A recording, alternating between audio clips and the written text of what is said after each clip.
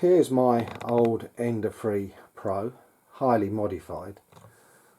It's got a silent motherboard, it's got twin Z-axis motors which I fitted. I had to move the power supply for that to the rear. It has adjustable belt tensioners and loads of other little bits and bobs done to it, but it's getting a bit clunky with age because it's done a lot of work in its life, hundreds of hours of printing over the quite a few years I've had it now. And so now we've got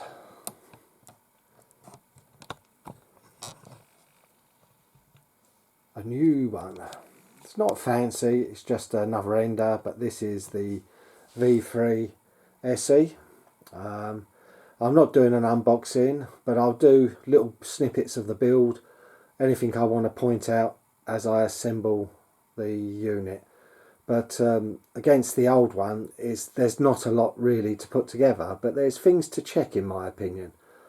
So I'm going to get it out, start assembling, and I will record what I think needs to be recorded. Now, one little thing to start with, I've put the gantry on, and if you tighten the two screws at the back in the plastic down tight, it pulls the gantry back. So what I've done is I've wound them down till they touch, and I've used a little small amount of blue thread lock so it will stick them into place, because otherwise this is too far out of square to the base, and the other side is fine. So the thing is, that is a bit looser, but it done the job. But where they've designed it is just out a real fraction, and it literally just pulls this side back. So that's one little thing. Second little thing to deal with is check your rollers. This one I've adjusted, or still adjusting. It's hard to get it just so, because you want the roller to slip if you hold it, and this one keeps going tight.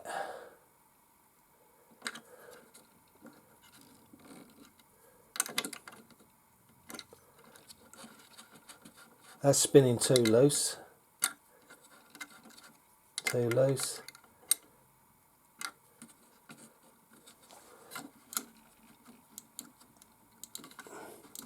I can just about slip it, so that is now nice. So check your V roller there. Side ones are fine. Next thing I'm going to do is put that in the middle and wind down the gantry. Because it's on a gear system, you can check. I'm going to check for level across. So we'll use the square until it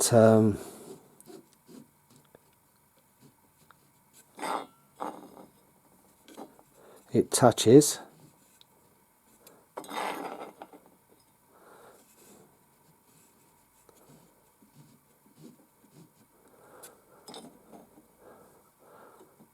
There you go, it's just touching.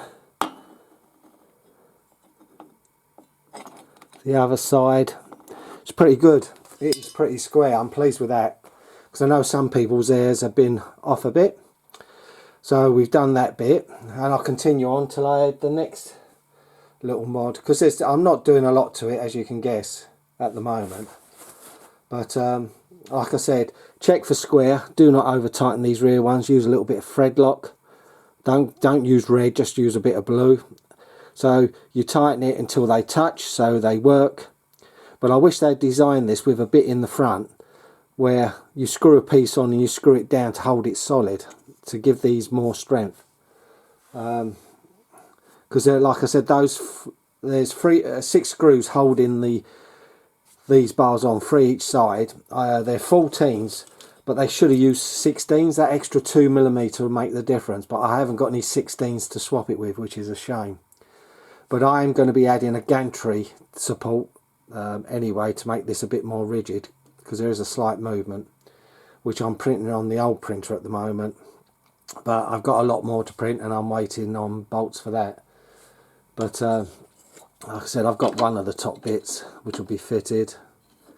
Just got one or more of them, and then I've got a few more diagonals to fit. I've got the base bits I can fit today. So far the only thing I found is the V-roller was too tight on the centre one, but we've sorted that. Checking the belt tensions, they seem good. I'm not going to touch them. They've got plenty of tension in them. Now I've connected the cable, fitted the brace which just screws on, and the final part is the spool holder, but I've already made an extra part. So we've got a filament guide. I like to fit them on the direct drive.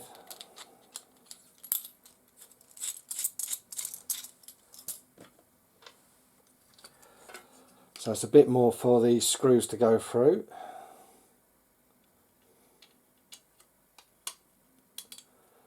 But it shouldn't be too much of a problem.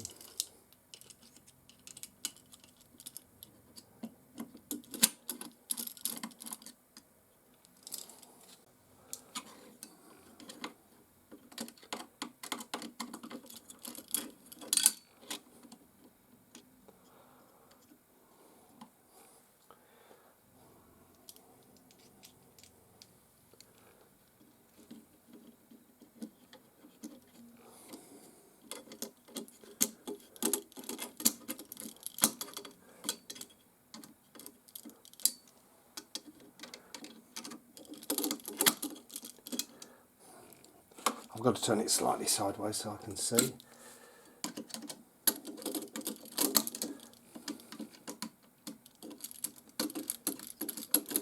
I might try and hunt out slightly longer screws, but it shouldn't be too much of a problem.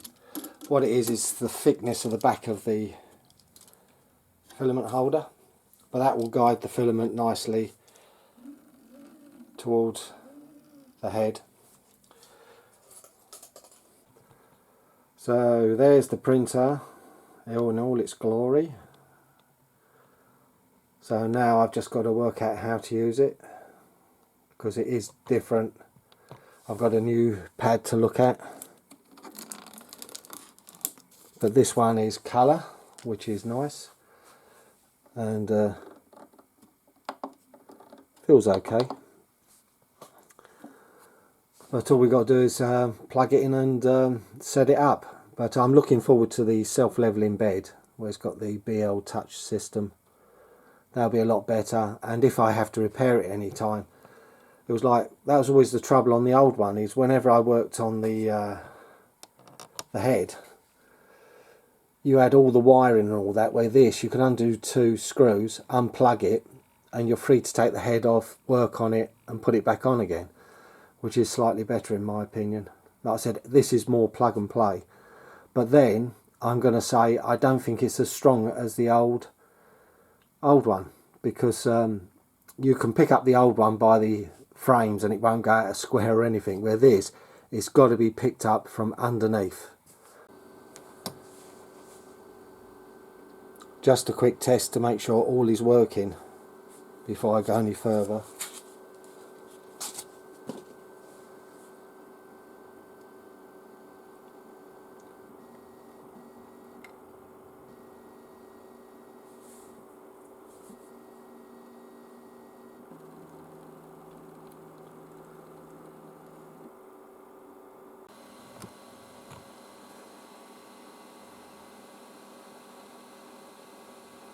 Now it's warmed the nozzle up, it's cleaning the nozzle.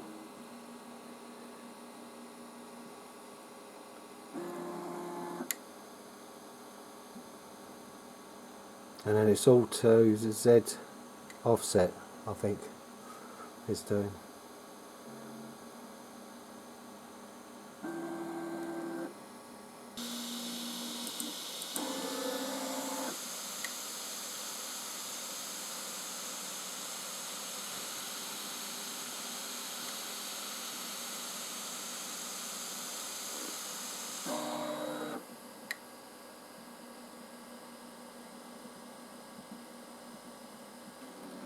Now we're bed levelling.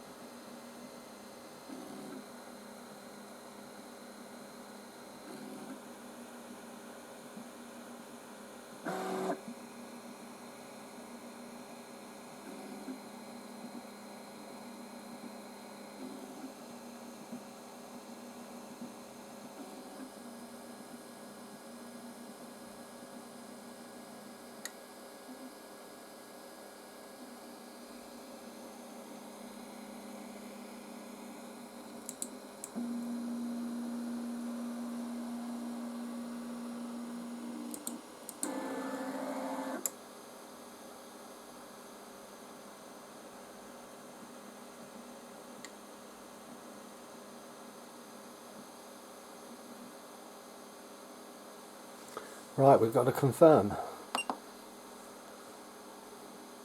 Thing is, it didn't give values for the bed levelling, so I'm going to run levelling again.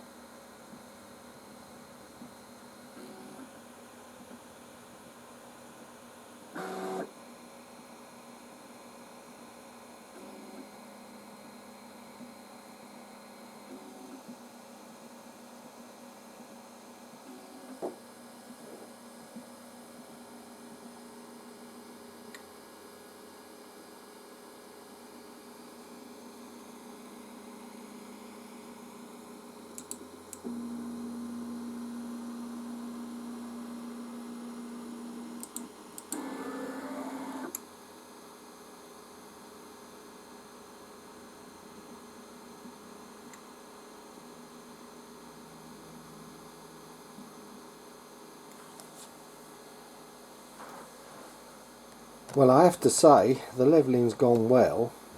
I'll zoom you in.